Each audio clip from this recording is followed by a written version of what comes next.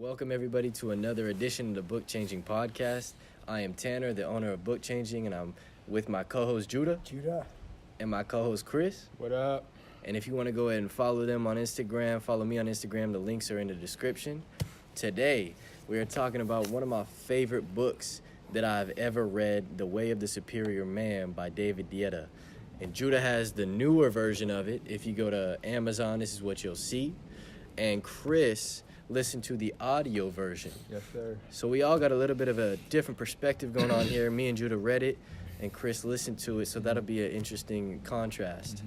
Like I've said in my Instagram posts, I've read this book probably 4 or 5 times. I've lost count at this point. And it's one of those books that I keep coming back to, and I keep recommending to every man that I know.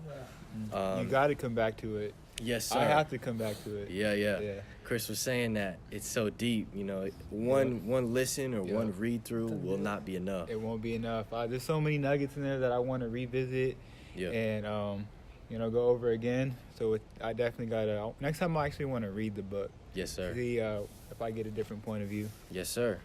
So let's talk about the title first, actually. Let's do it. The Way of the Superior Man. It's funny, right below the title, it says, it's a spiritual guide to mastering not only the challenges of women, but in the workplace and your actual sexual desire. Yeah. But I think what's so powerful about this is the word superior, right?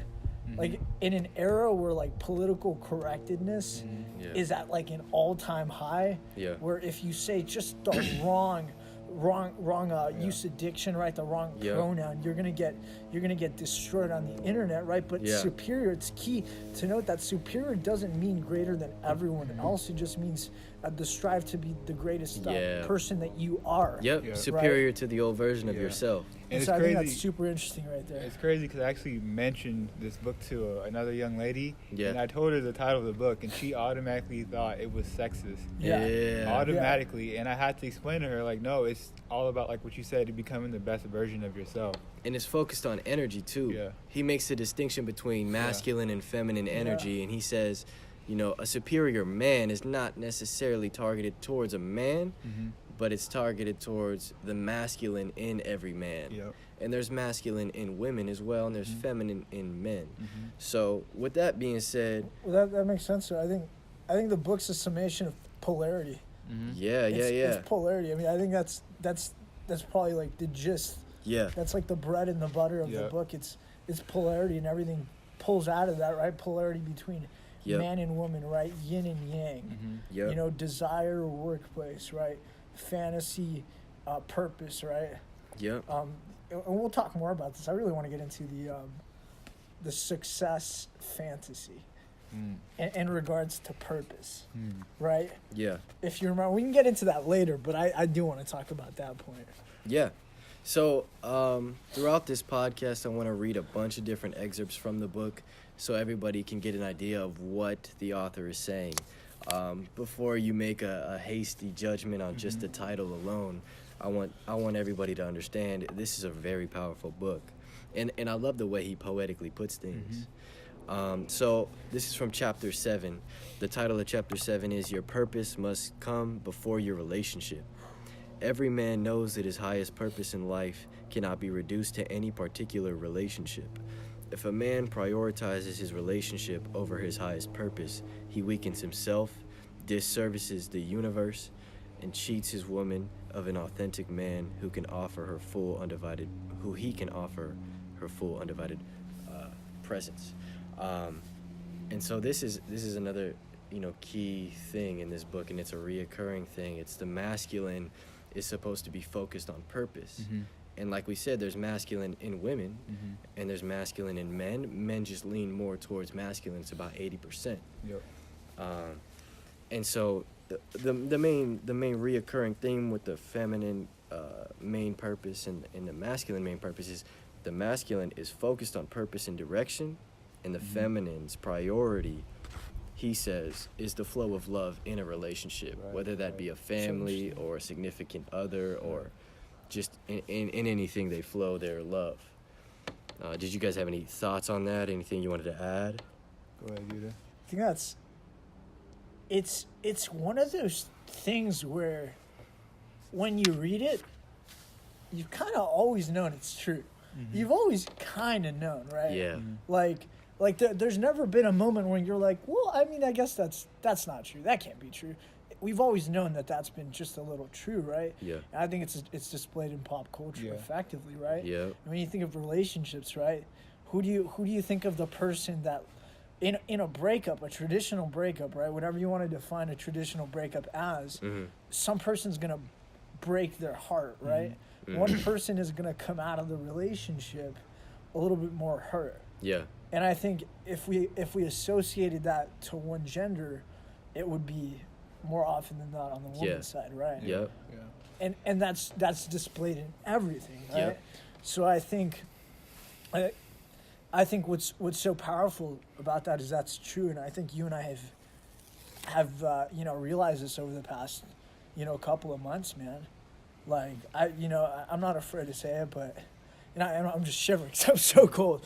But a relationship to me helps propel me forward. Yeah, it's a motivating factor. It's a motivating factor. Yeah. But I've always said, and I've told Tanner this, I don't need that person. Yeah.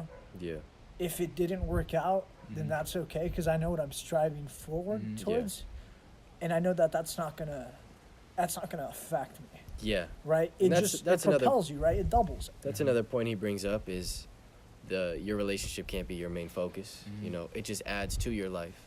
It's an aspect of your life, not your whole life. And so moving on, the very next chapter is lean just beyond your edge. And I thought this was a very powerful idea. And he says, in any given moment, a man's growth is optimized if he leans just beyond his edge, his capacity, his fear.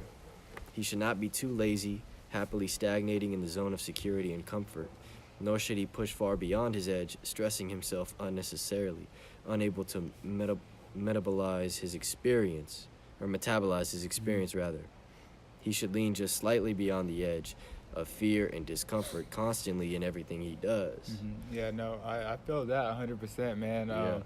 I pride myself on becoming better 1% every single day, learning something new every single day, just getting better in some aspect of my life. And there was a point where I was just going 120 miles an hour, trying to get better, trying to get ahead, taking risks. And he, like you just mentioned, he says, lean just beyond your edge. Yeah. You know what I'm saying? So, but not too far. Not too far to where you're stressing yourself. And I noticed myself, I'm overstressing myself, I'm overworking myself. Yep. But he also says, leaning up to where you're uncomfortable and you're out of your comfort zone. It's finding that sweet spot. It's crazy hearing him. You're just reading that, it's just something that you're really trying to apply to your life, and he's, speaking about it. Yeah. And all of these things, they seem, inherently true. When you read them, they string a chord that is like, wow, I felt that, but I never really conceptualized it or thought about it in this way. And that's really the most powerful thing, I think, of this book. And by the way, I'm in a relationship. As you guys know, I'm in a relationship right now. So everything that he's talking about is just insane, how I can really relate it to my relationship and pull out the things that my girlfriend does, pull out the things that I can improve on. It's just amazing, bro. This is why she does that. This is why I do this. And that's the whole dichotomy of the masculine and the feminine, and the polarity and the dance between the two. The first thing I thought of when I read that chapter, where it says lean just past your edge, I really just think of the gym analogy, right? Yeah. Like let's take your gym right there, or any gym you go to, right? More reps. And let's say you're trying to just build just a little more weight, right? You're trying to increase in mass. Let's just take, for example, the barbell press, right? Yep.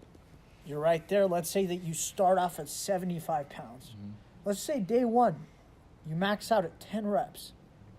Leaning just beyond your edge means that day two, you go to 11. Yeah. You don't go to 20. You don't go to 30, right? Because that leads to fatigue. That leads to actually hurting your body, right? Right? Yeah. But if you lean just slightly, ever so slightly, just an inch forward, that 11th rep actually signifies the growth that you've had, right? Because then by week 10, you're going to see 100% Yep. increase in growth, right? You're going to double it. But I also think it has to do with your relationships too, right? Yeah. And how you lean your edge specifically to what you do with your relationship. Yeah. Right? And you'll come to find this depending on how long you guys have been dating. But for most people, if you start dating date one, you pull out all these cards, right? These are your 10 top date ideas, and you throw them in, and then the first ones, right, to really catch that person. Yeah. And then what happens after 5 months, 6 You months, start to slow down. 7 months, a year, right? Yeah. And then you start to miscommunicate, rather lack of communication. Yep. And oftentimes people say is you lost that pulse, right? That pulse in that relationship. Yeah. When it's really just you're not propelling it to the next level, right? Yes, sir. Yes, You know, sir. there's levels to this shit. I think Drake puts it very well and very adequately, right? There's levels to this shit, right? Yep. And if you don't spice it up, you ever heard of a common thing, right? You got to spice up your relationship. Yeah. Well, why? Oh, you don't have a date night, right? You're not talking about things. When a problem does occur, you're not breaking down why it happened, Yeah. how you can prevent the problem, And- right? But that's leaning past your edge. And speaking of that levels is the next point I wanted to bring up, and it's enjoy your friend's criticism. That's real And shit right there. I thought this was extremely powerful because I can realize in myself that I have issues with that sometimes. You may take a joke the wrong way, or, you know, and it's because there might be truth behind that. And he says right here, your men friends should be willing to challenge your mediocrity by suggesting a concrete action you can perform that will pop you out of your rut one way or another. Good friends should not tolerate mediocrity in one another. Yeah. And that's just super powerful, you know, because so many times, you know, this is your friend, you don't want to say this. Or, you know, your friends feel that way, you know, vice versa. But it's really the way to progress. Another way to think about it is, it's crazy not to cut you off, but No, you're good. They might not want to say it. They might be afraid to say it, but unfortunately, they might not want to see you grow and take that step in front of them. And it's not about you being better than somebody else. Yeah. But at the end of the day, if we're in this circle right here, we want each other to grow and push each other forward. And some people just don't want other people to be seen, I guess, more successful. It's the quality of friendship. Yeah. So you may not have quality friends who want that of you, you know. And so that's a really powerful point. And to continue on. Let's stay on that, though. Let's stay on that. You got I think something to say? that's deeper. Is deep, right? Yeah. I think today, I wouldn't even say it's just a small portion of the population. I think more often than not, most people don't know who the fuck they are, right? And by not knowing who the fuck you are, you can't actually help people figure out who the fuck they are, right? Let's just take fitness, okay? Right? It's no surprise that we have an obesity epidemic in the United States of America, right? And in the next 15 years, it's projected to triple, right? Like this increasing rise in malnutrition. We all know what we're supposed to do, right? No one fucking does it. But check with, like, remember I mentioned PC earlier when we started off, right? The political correctness of the title of the book. Yeah. In this past, I'd say like the last 3 to 4 years, you had this very popular movement go on. This isn't to bash on feminism, right? Yeah. But this is to say that we have this notion where fat is okay. Yeah. Right? This image of beauty associated with the negative impairs of obesity, right? Yeah. It's okay. You ever heard of the term fat shame? Yeah. You ever say that to someone and they call you out on it? Yeah. Right? Yeah. But look at like the deeper meaning behind it. We have said it's okay to be thick. It's okay to be large. And it goes with the softening of society as a whole. It's softening. Which David Goggins completely combats. Yeah, like you can't. People don't know who the fuck they are. Yeah. Like how often, how many people can you really dial up on your phone right now? Tell them a legit problem, and they're gonna tell you exactly how to fix it.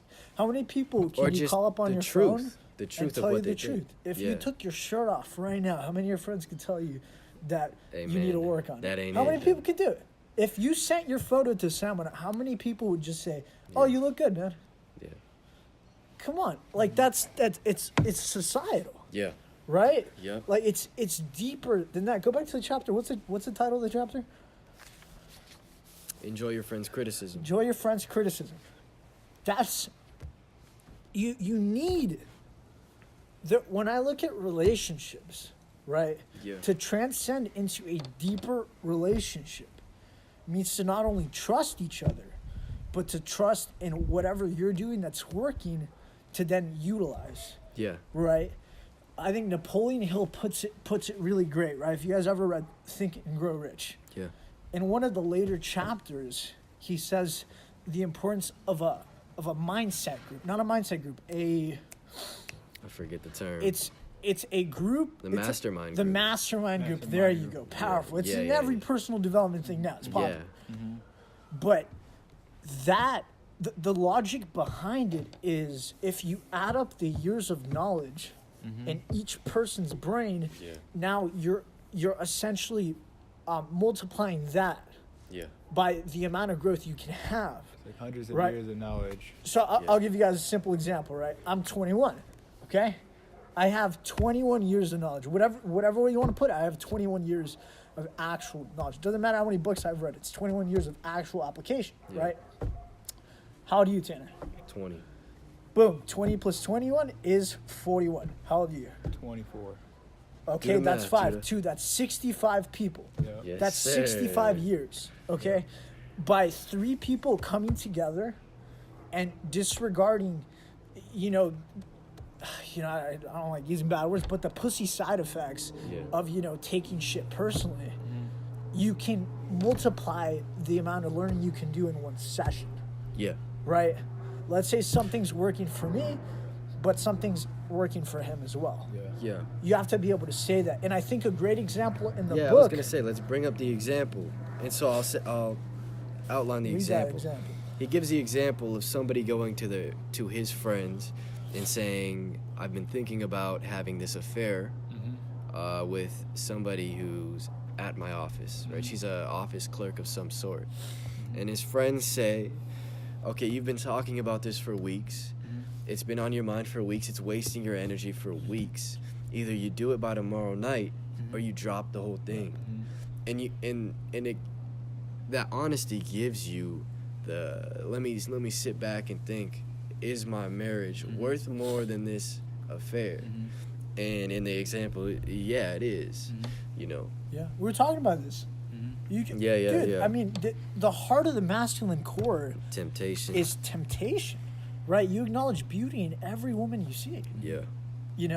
We're blurred of age. And that's another point he brings up later in the book, where you can acknowledge beauty, but you don't need to act on it. Yep. And that's key. That's key. To enjoy that feminine energy is not to indulge in it. Yeah.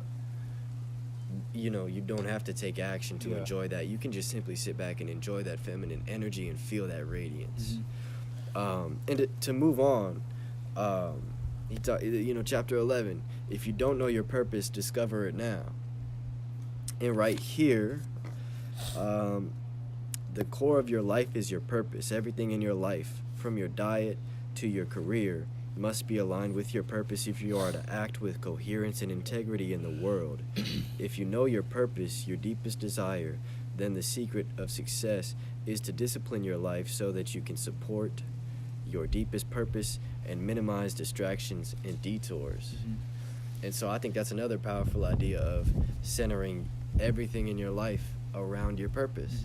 So say if your purpose is to own a gym of some sort or a workout instructor of some sort, you need to have your diet right, and your life needs to construct itself in such a way that supports this purpose wholeheartedly. And I think that's powerful.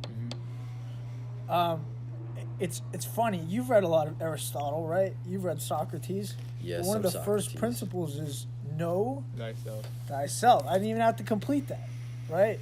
It's as simple as Los Angeles, right? Peanut butter, right? Know thyself. But that really piggybacks to what I said. How many people really know what the fuck they're about? How many people know that? I know what I'm about. Yeah. You know, I know when I don't wake up on time that I'm a bitch, right? I know that I didn't give it everything I had. Yeah. Right? Mm-hmm. But I know myself. I know I'm starting to get to know what I really like. Yeah. Like foods. I've been talking to Tanner about this. I just finished a 3-day water fast. And it cleaned my inside organs, right? I'm no longer craving like crap. I'm no longer craving candy bars, chips, sweets, but I'm craving like raw vegetables. You know, I'm craving real earthly food, right? Like primate food. I'm craving meat. Yeah.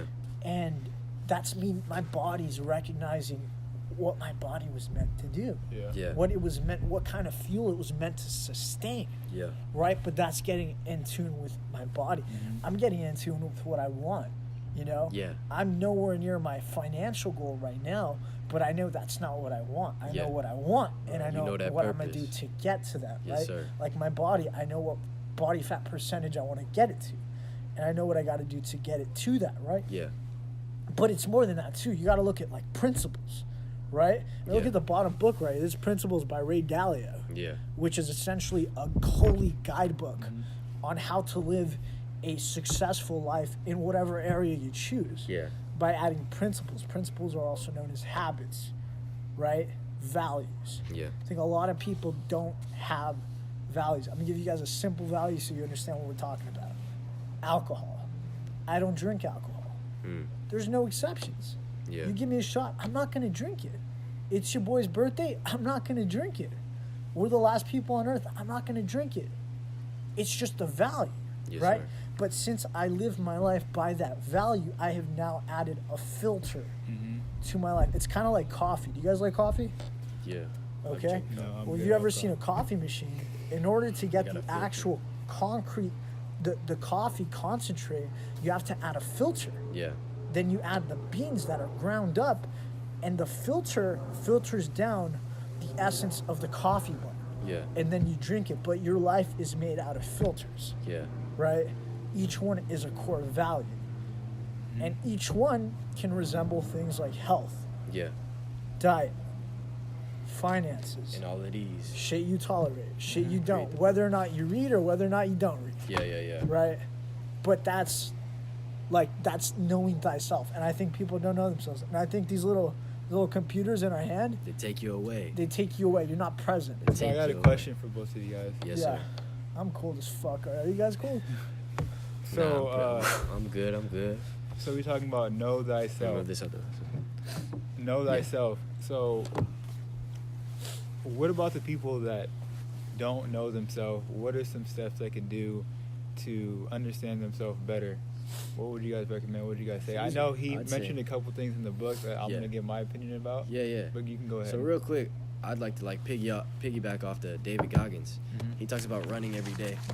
I think if you run every day, that's an easy way to know yourself, know your limits, know how you make justifications as to why you don't want to do this. And I think another thing is reading. That's just my self-discovery. I've discovered so much about human nature, my human nature, through reading. So, I mean, we could pass it to Judah too. What do you? So, how do you? There's a couple ways, right? I've talked. I think I talked to Tanner about this. I had a breakthrough earlier this year, like last month. Was it like the 16th of last month or something? Right? Kind of like making butter. You ever made butter? Probably not, right? You ever heard of making butter? Got to put a lot of shit in this big ass barrel. You got to start mixing it, right? But I think what goes in comes out, and that's thought. Okay, so when you read, as you process all these words, it can be anything. The fact that your brain is getting fed this information, you start to put yourself in that scenario, right? If he talks about a man, you start to think, wait, wow, that man could be me. What's the outcome of that man? What can you get by doing this perspective? So when you read, you start to question who you are and what you're doing. Yeah. And you realize, wait, I'm actually the creator of my life. And this is something that I can either apply through application or apply by not using that habit. So I think that's why reading gets you into the present moment. The second one is meditation. You know this. The reason meditation works is because you shut everything off. The phone doesn't take your energy. The TV doesn't take your energy. Mom doesn't take your energy. Girlfriend doesn't take your energy. It's just you and your thoughts. You close your eyes. You stand in a room. You sit in a room with nothing to do, give yourself 20 minutes to an hour. Yeah. Guarantee you're going to know who the fuck you are by the end of that session. Why? Because you're going to realize, wait, why am I in here? Wait, what am I doing with my life? I mean, what did I just watch 4 hours of Netflix? Yeah. Did I just spend 3 hours with my girlfriend, but we didn't do anything? So meditation brings that clarity. Meditation brings clarity, and I think, thanks for bringing it up, I think clarity is being in the present moment. Yeah. And here's why physical activities do it too, right? Recently they've been doing studies about this. The third one's going to be, physical activities. So you have to look at interactions as thoughts, okay? When you do something, let's call it brain power, okay? This is in Power of Habit. When you do something, it requires brain power. You only have so much brain power to do things. Mm-hmm. When you're having a conversation, I think it takes up like 75% of your brain power, which is why multitasking doesn't work, right? Yeah. Can't do two things at once. You ever try to tap your head, spin your, what was that one thing? You tap your head, you spin your stomach around or something. Can't do it, right? Most people can't. By the way, I cannot multitask to save my life, bro. Well, and there you go. Well, you literally, your brain can't. It literally can't multitask. Yeah. So when you're doing something, you're using your brain power, okay? As you use your brain power, you're engaging in an activity. Okay. Which means if you're engaging in an activity, you're not present. Yeah. You can't be present by the virtue of that statement, right? If you're doing something and you're using your power isn't in thought where you can actually think, right? Okay. So how does that relate to what he asked? So physical activities, right? When you work out is very predominant in cardio. Yeah. You ever done cardio? With no audio, you start to think about things. Yeah. It's just you, your brain, and your subconscious. Yeah. And you start to think about maybe things you can apply. You might get like enlightened moments in cardio. It's happened to you, it's happened to me. I've gotten some of my brightest ideas while doing cardio. But the reason for that is because now your brain is on autopilot. Yeah. And when you've autopiloted your system, it's you and your thoughts, which brings clarity. And so let's bring this to Chris. Mm-hmm. You asked the question, what do you think is the way for someone to find themselves? Man, I'm gonna keep it simple, short and brief. I think it's pretty practical. Just start trying different things. Just going out there in the world and just try different things. You know? Man, he mentions that. Yeah, help me out right here. But different layers of the purpose, right? That's what I was going to get to. Different layers of your purpose. So, with me, it started off with a closing line. Yeah.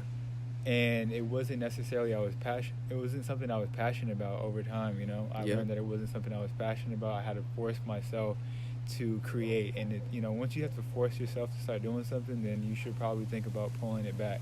Yeah. And then that reveals a second layer. So, okay, now what am I doing now? Okay, this might be whatever I'm doing now might sustain for a little bit, but it might not be my true purpose. It might not be what I was meant to be on the earth for, Yep. So we go down to another level. Yep. So just start to try things, start doing things, start getting up, and just start executing. Just get out there and try things. I tell younger people all the time, man, like, get you a side hustle.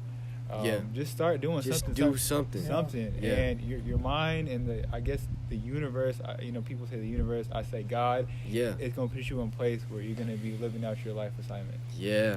And I think that's another powerful thing that he mentions is the different layers of purpose. He says you may be so passionate about this one thing for a year, 2 years, and then one day you just realize, I don't want to do this anymore. Wasn't it? And then you move on to your next purpose, and that's a masculine thing, is to have multiple purposes, and you have to go down to the core where you'll eventually get to your main purpose. Yep. Did you have something you want to add? No, I like that. I like that too. I remember when I read it, we talked about that too. Yeah. Where you might really like something right now, and in a year, if that fades, but you're doing really well, move on. Yeah. It's your next purpose. Yeah. But I think he also says there's a way to like test it too. Let's say you didn't achieve that goal, right? Like really like think about like, do you not like it because you didn't hit your goal? Yeah. Or do you not like it because you're over it, right? Yeah, you have to be honest with yourself. That's right. And he comes in and says, you got to go to your boys, and your tell male them, friends, and be like, yo, should I keep going or should I just, let it go? Yep. And you know, you should have your male friends around you say, no, you need to push a little further. Like, you're not doing shit, dude. Like, what do you mean? Like, you're not putting in that time. Like, how do you expect to get that? So let's go on to this. Chapter 21, stay with her, intensity to a point. And I thought this was really powerful. So he relates women to the world. Mm-hmm. He says, from a masculine perspective, women are chaotic. Mm-hmm. And from a man's perspective, so is the world. You never know what's going to happen in the world. Your business may succeed or it may fail. Your relationship may succeed or it may fail. A woman's mood is constant. It's like the ocean. It's like constantly moving. Yeah. You never know how to handle it. And so...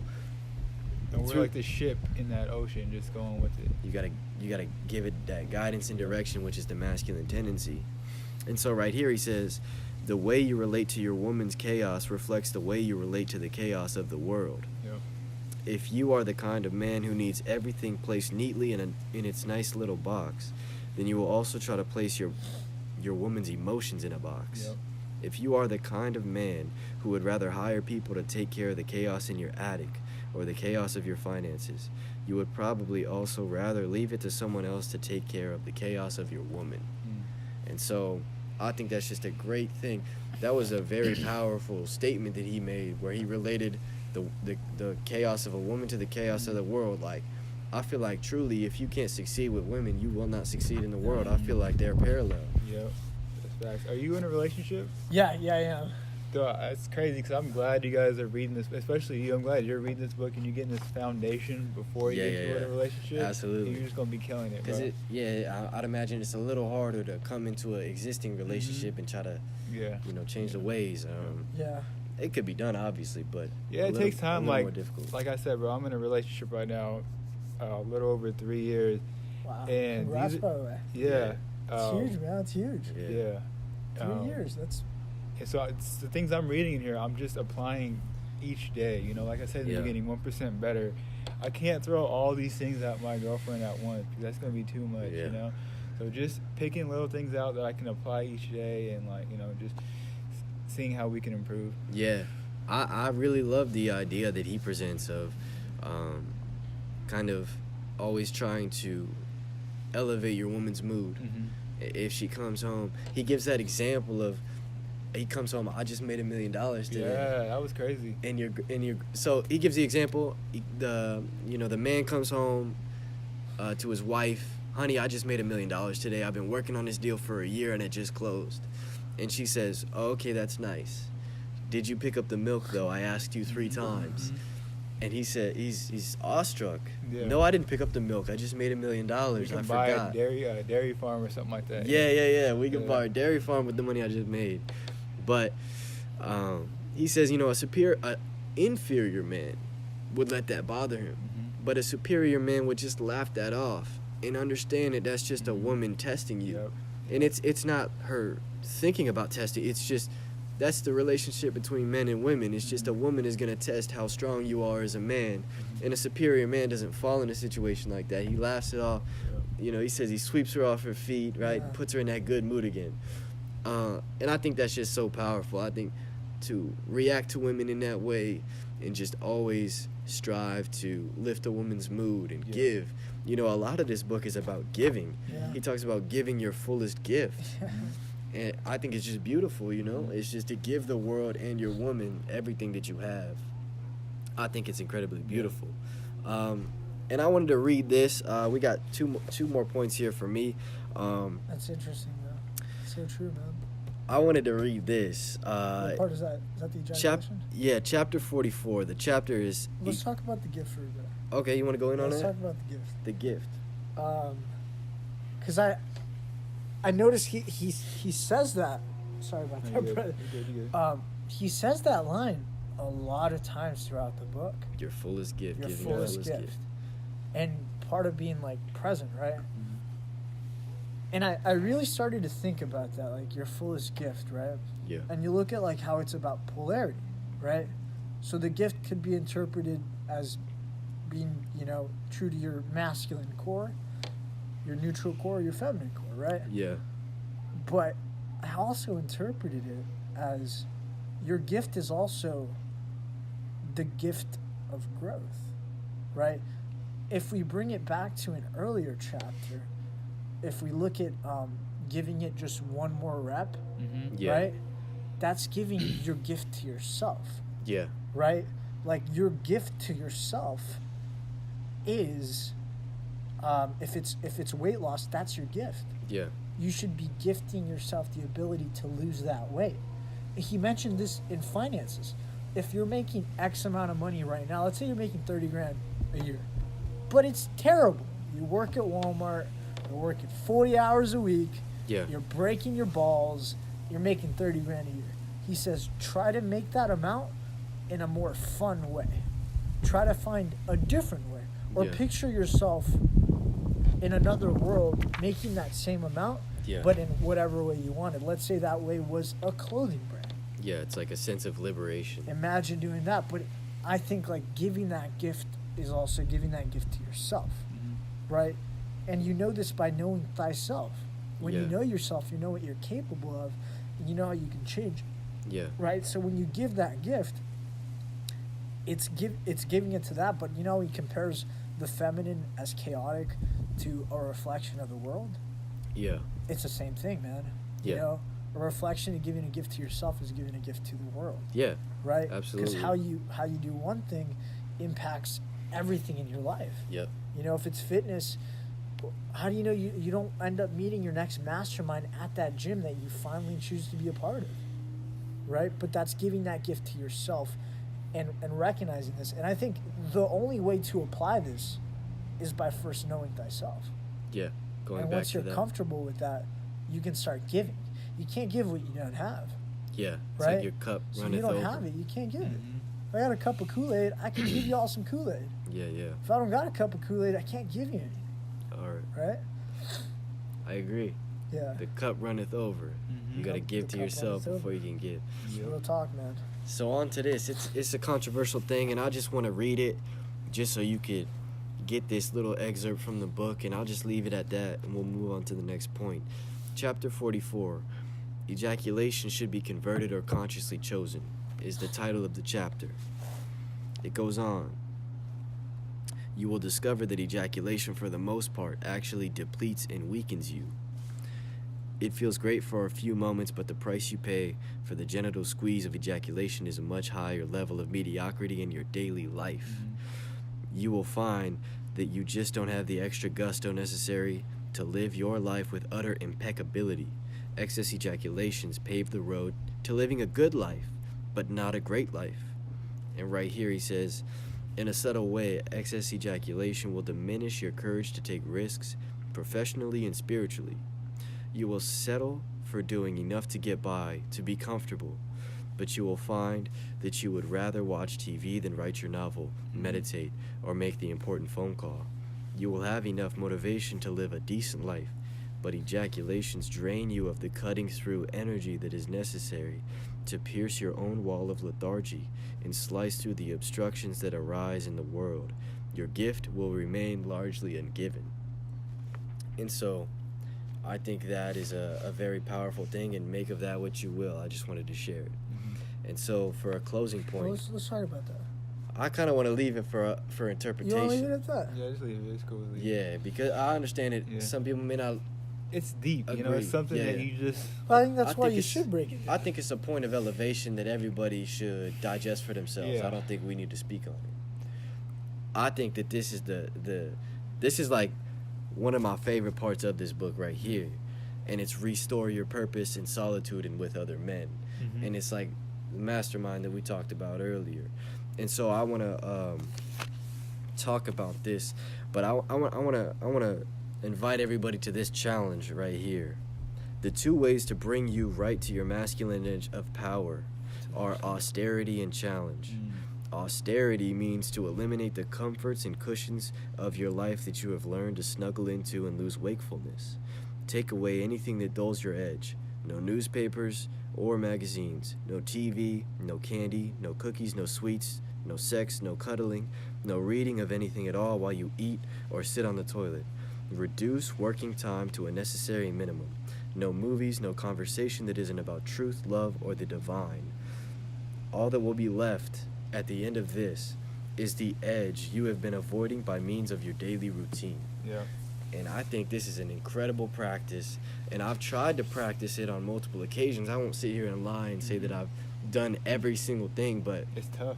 When you limit yourself to these things, you really do have to sit with yourself. And I think going back to finding yourself, when you sit with yourself and you're not looking at your phone, you're not watching TV, you're not doing all this stuff that kind of takes you away from yourself. You just sit.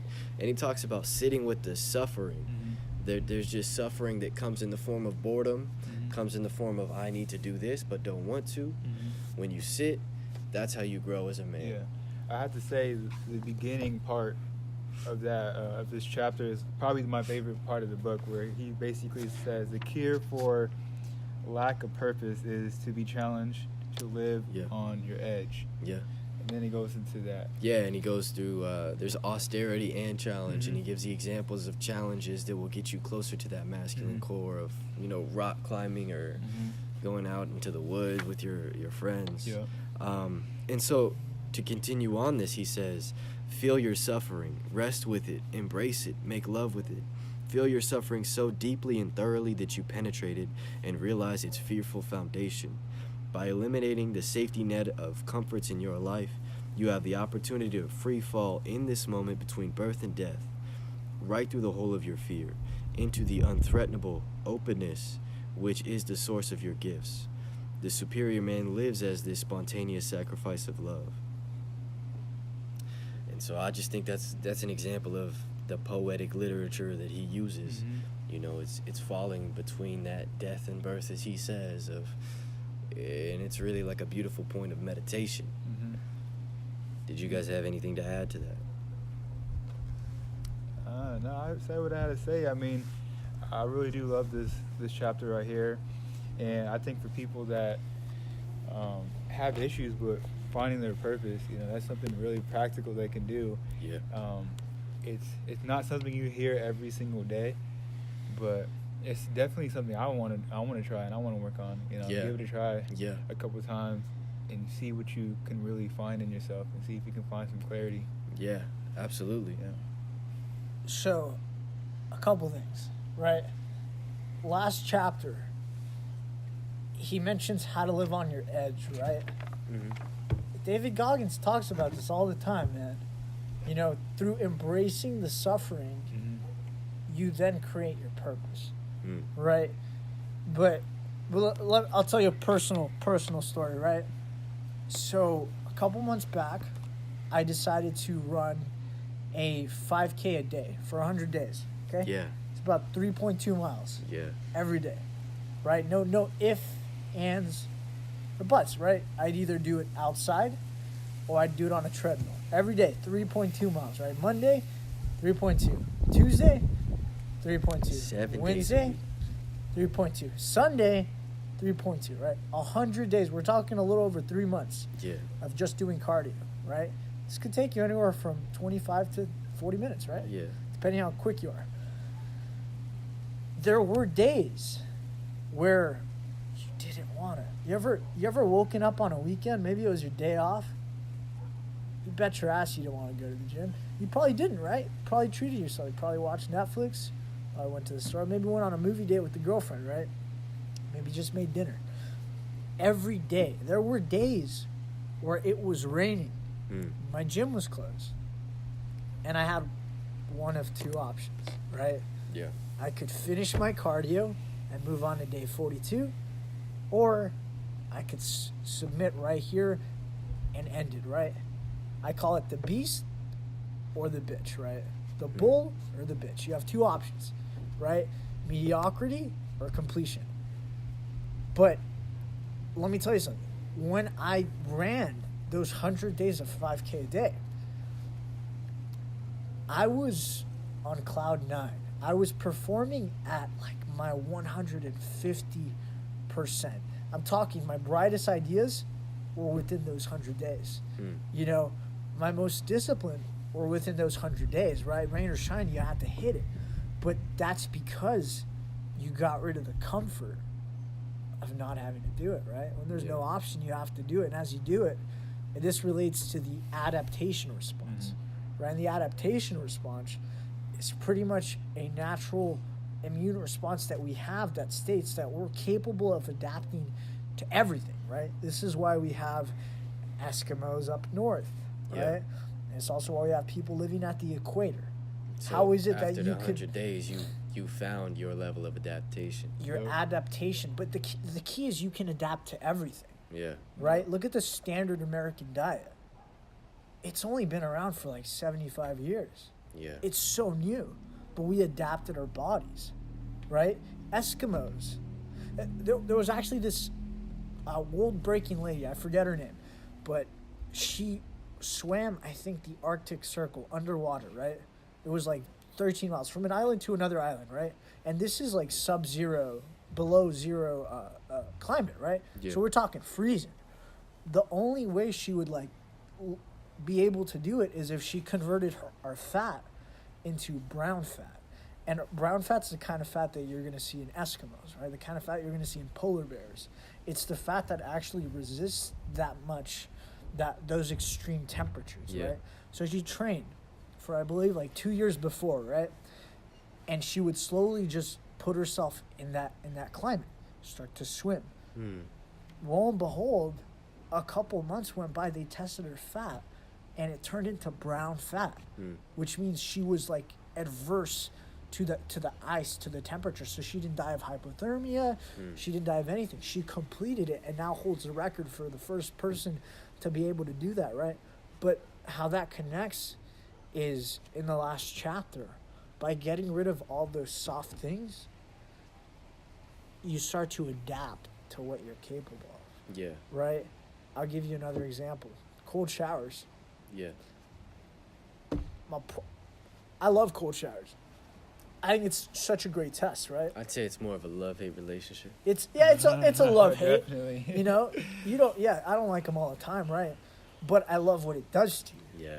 Because if you're able to do a cold shower, Give you that shot. in my head, and the way I always explain is the reason I take cold showers is because I don't want to take cold showers, right? So if I could do one of the hardest things in the morning, what can I not do throughout the day?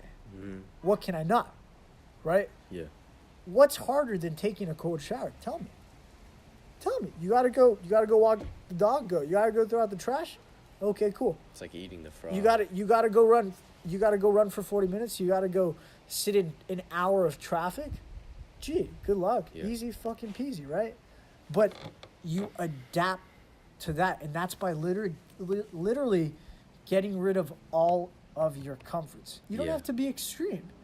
Little things. Yeah. Right? Look, I've been in a relationship for about, say what, like maybe 3-4 months now. I've talked to Tanner about this. I really think that, when you get closer to a woman and you change your identity, right? You ever like talk to a baby before? You ever talk to a baby? Yeah, you do the baby voice. Do the baby voice? You ever talk to your girlfriend and do the baby voice? Yeah, you're shifting your identity. You're becoming soft, right? But you have to be true to your core. How I talk to you guys right now should be how I talk on TV. Yeah. How I talk to my clients. How I talk to a stranger, to my girlfriend, to my mom. Maybe change it slightly, but that's being true to your core, right? And so if we go back to the chapter about eliminating all those comforts, we live in such a sophisticated society where we take so many things for granted, right? Look, I'm complaining about how cold it is right now. Meanwhile, I'm wearing comfortable shoes. I'm wearing nice socks that insulate. I'm wearing nice pants that insulate. I even got a jacket on that insulates. How many people don't have that, right? Yeah. But here's the thing. I don't need all those things. Hell, I don't even need the jacket if we're being completely honest, right? But you start to adapt to this when you get rid of these soft things, like the shower. Yeah. It's a warm shower, right? You like that comfort of that warm shower. Just relaxing into that, like mediocrity, that complacency. Yeah. Right? Let's say cardio, when you work out. How many people actually break a sweat when they work out? How many people? Let alone having your own gym. How many people break a sweat? But people are so comfortable. And when you're comfortable with those soft things, something like just doing twice that, which could just be 1 mile, seems so impossible. Yeah. And when you get rid of these things, you start to transform your life into the superior person you were supposed to do. Yeah. Because then you start to realize things like, wait, if I can do this, I can do that. And that's why I want to invite everybody to do that. Go through that period of austerity, as he calls it. And that's really the last point I'd like to wrap on. Some words that came up over and over again that I think really summarize the way of the superior man is consciousness, fearlessness, integrity, and persistence. Mm-hmm. Yeah. I found these words and these ideas to come up over and over, especially consciousness. Mm-hmm. It's awareness. Yeah. It's present momentness, like you had said.